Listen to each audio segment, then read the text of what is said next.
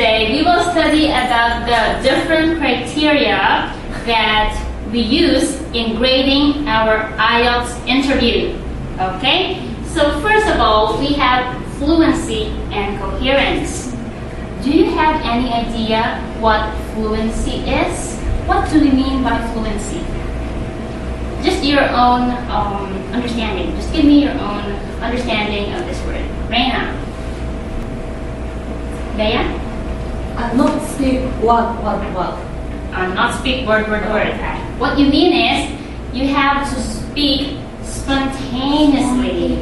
Yeah. Not broken. Yeah. Okay. So when we talk about fluency, it means that you need to have a good speed. It means not too fast, but not too slow. Okay? Speed. What else? Length. So, for example, if somebody asks you, tell me about your pet. If somebody asks you, tell me about your pet, so you don't just say, my pet is a cat. Finish. Of course not. You can't answer that way. You need to answer in, not just in one sentence. You need to have the length. Yeah. Not too long and not too short.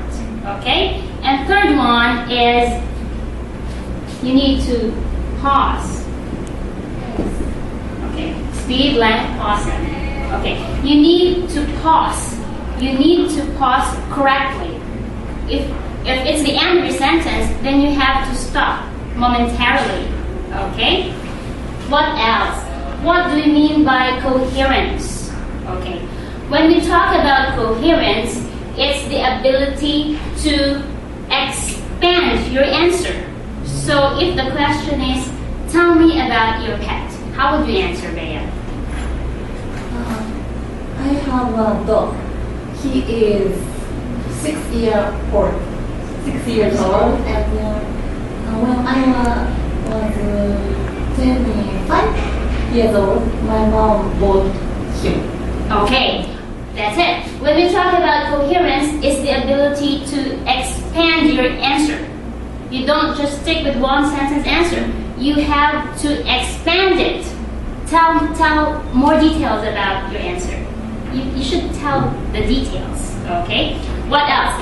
You need to answer the question directly. So if I ask you, tell me about your pet, you don't say, yesterday I saw a lot of animals. You're beating around the bush. You need to answer directly. I have a pet and my pet is a cat or a dog. That's answering the question directly. What else? You need to add relevant details to explain or illustrate your answer. For example, if you say, my pet is smart, so you have to give an example. So you have to say, for instance, my pet can detect if I'm about to give him food. Okay? You have to give illustration. Yesterday, when I tried to feed my pet, he immediately came to me. So that's giving relevant information. Okay? And last, you need to connect your sentences. You can't say, my pet is a cat. She is 3 years old. She is intelligent. It sounds so strange because you always start your sentences with she. You need to use connectors. Okay, like in addition to that, furthermore, you need to use connectors. To connect your answers. Connectors to connect your answers. Okay? But what are the common mistakes? Sometimes we want to impress our interviewer. So we want to make very long sentences, and we speak too fast. So it is not necessary to give long answers. What's important is you have to answer directly and you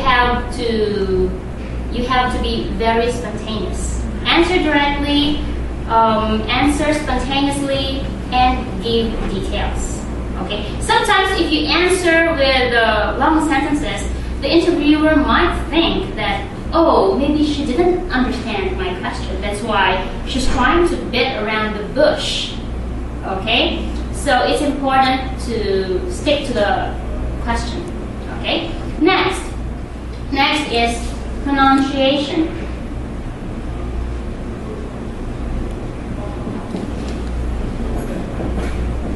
Okay, pronunciation. Let's say, I'm Filipino. I have Filipino accent. Does it mean that I need to adopt British or American accent? Do you have to speak in British or American accent? So the answer is no.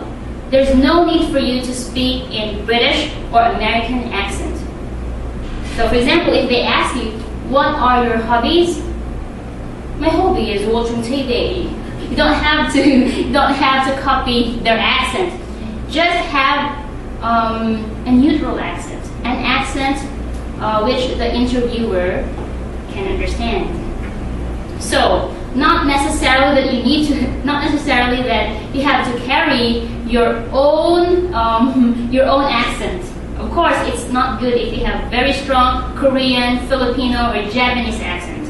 You need to have neutral accent, an accent which they can understand. Okay? What else?